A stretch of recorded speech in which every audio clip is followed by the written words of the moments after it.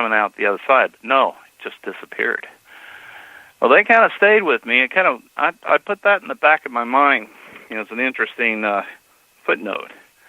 And then, of course, I started having my own experiences after I heard about that, and then I started hearing the howls and in the Greenwater area, and they honestly, they were more prevalent back about 5 years ago, when I first started having the experiences.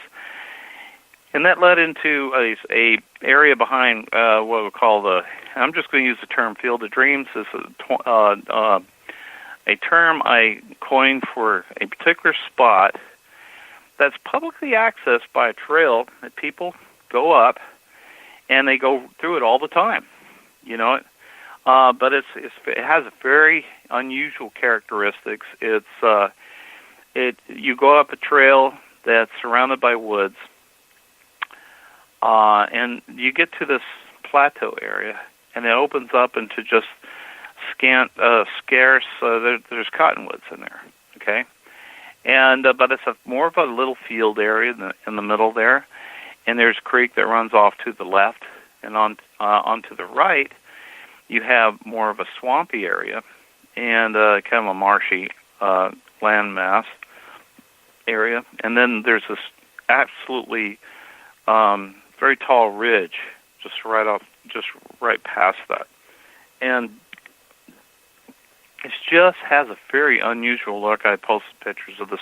before, of this area on my videos and some of the other places.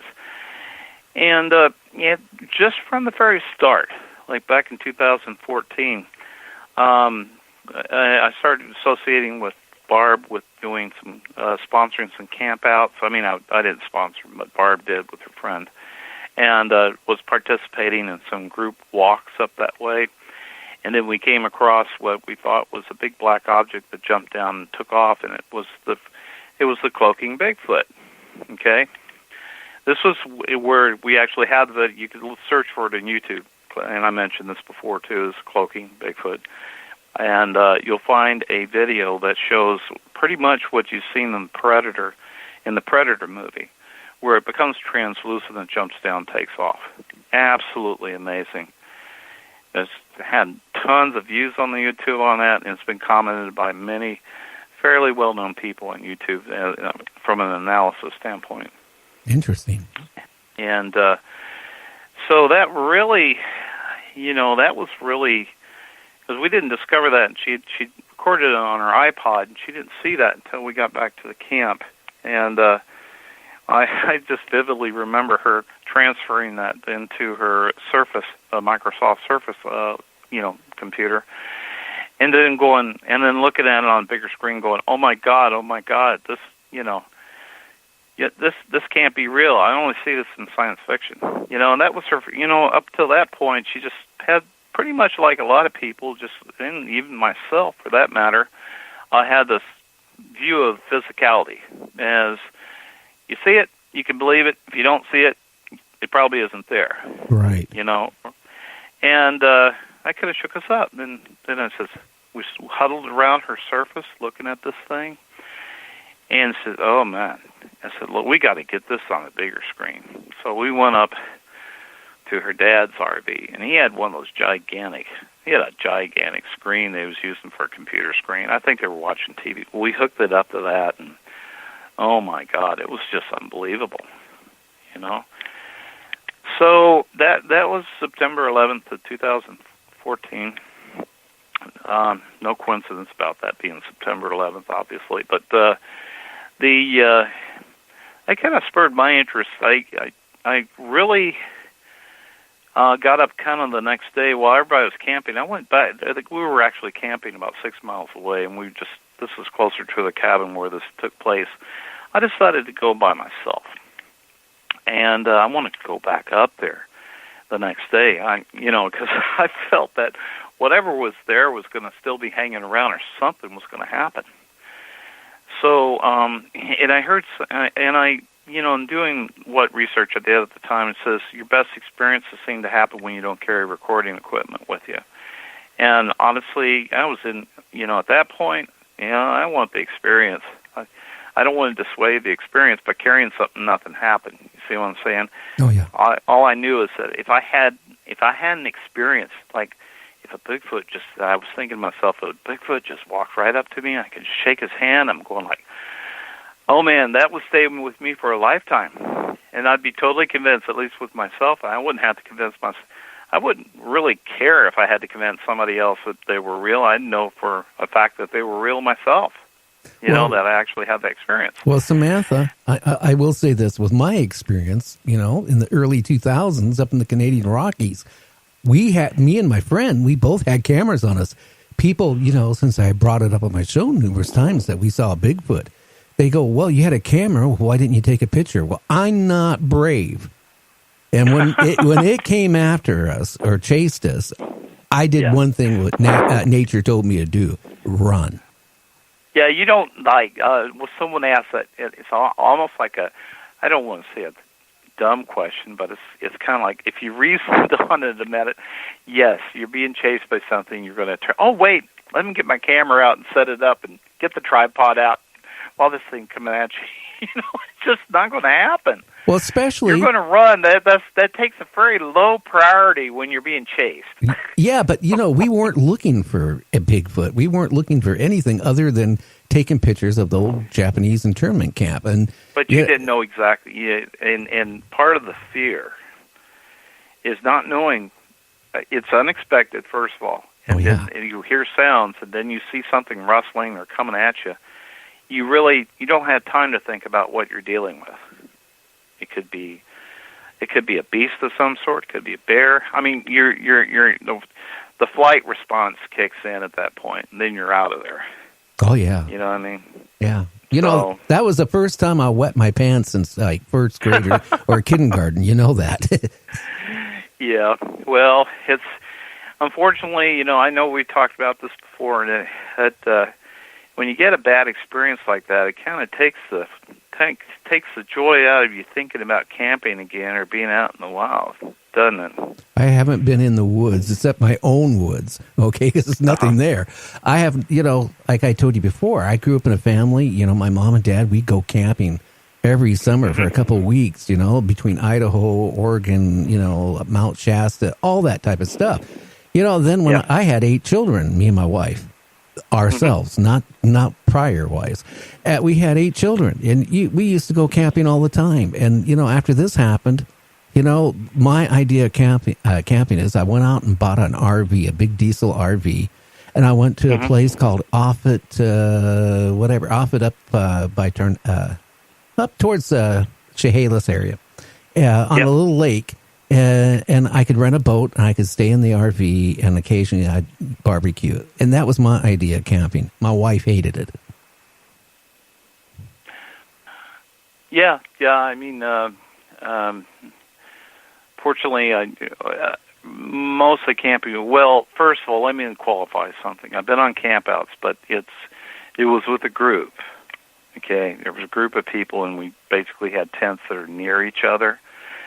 So I still have my reservations. I don't mind going out in the woods in a very guarded situation, a place that I know. And in other words, you got to know your environment, and it's usually close in. I don't try to venture off deeply in the woods by yourself. That's never a smart idea, first of all, because if something's going to pick you off, like a cougar or something, they're always looking if you're the lone person.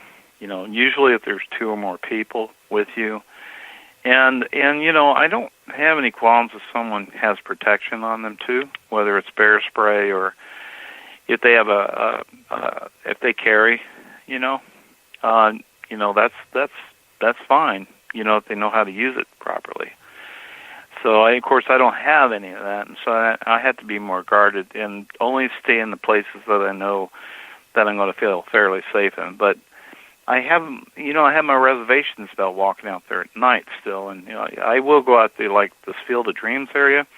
I still kind of like if I had a dog, it'd be different a little bit, but I do go out there with my friend though.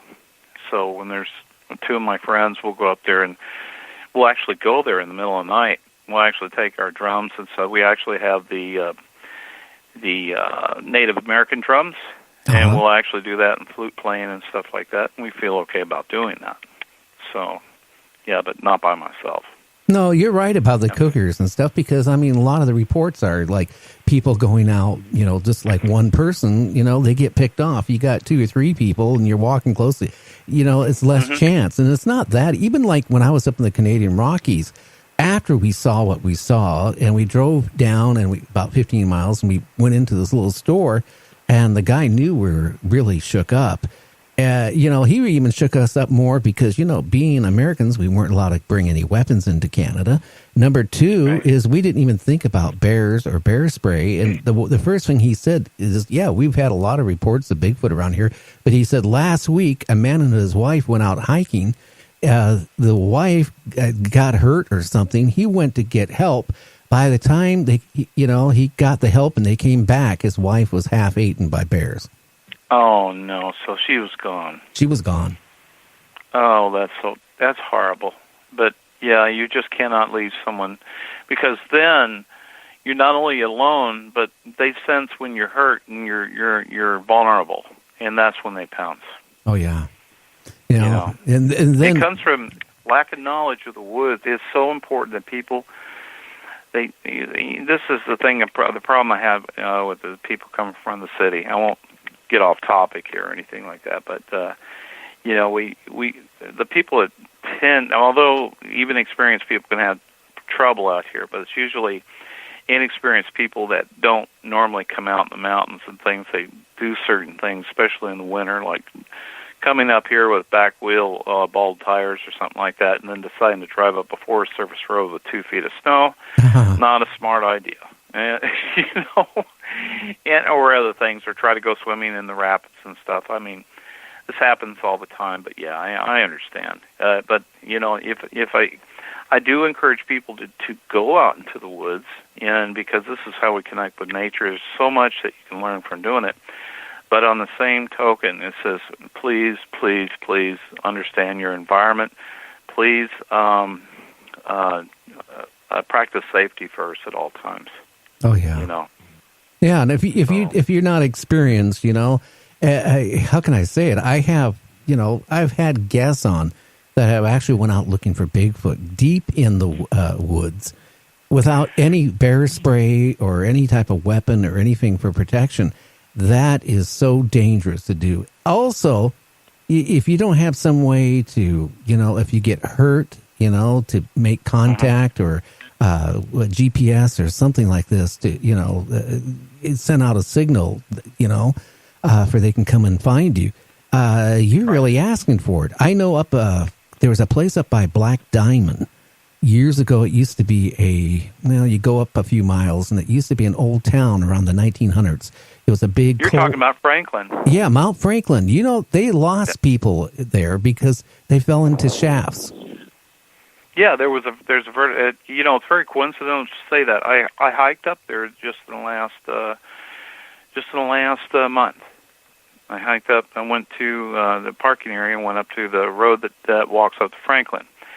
It used to be a big town, big picture of all the railroad through there and all the homes. Nothing's there anymore except some foundations. But there is a vertical coal mine shaft there, and it's been sealed up though. But years ago, people would try to walk over it and then fall in it. Oh yeah, and you're talking about 1,000-foot drop with that thing. Oh yeah, I think the last time I was there, they had a couple of railroad ties across it and a chain link fence laying across it. I don't know if they sealed it up any better than that, but I when I was up there years, and we're talking probably 20 years ago, the last time I was up there. They got that's what they had at the time, which wasn't really too safe. Now it's what they do is they have a concrete squared off on it, and they have like a metal grate that goes over the whole thing, and there's gate bars that go around the whole thing. So yeah, it would take a little bit of work for you to drop into it now. So yeah, well, I know exactly what you're talking about. I sure do. I remember the last time I was up there were some young people, I'd say about 17, 18, and they were walking on that chain link fence across it back and forth. And I yelled at them. I said, "Do you know that's over a 500-foot drop or more?" And then I think it sunk into their head. Yeah. That's what when you go out though, you got to watch out. And from what I was told at the time, there was a museum there in Black Diamond. They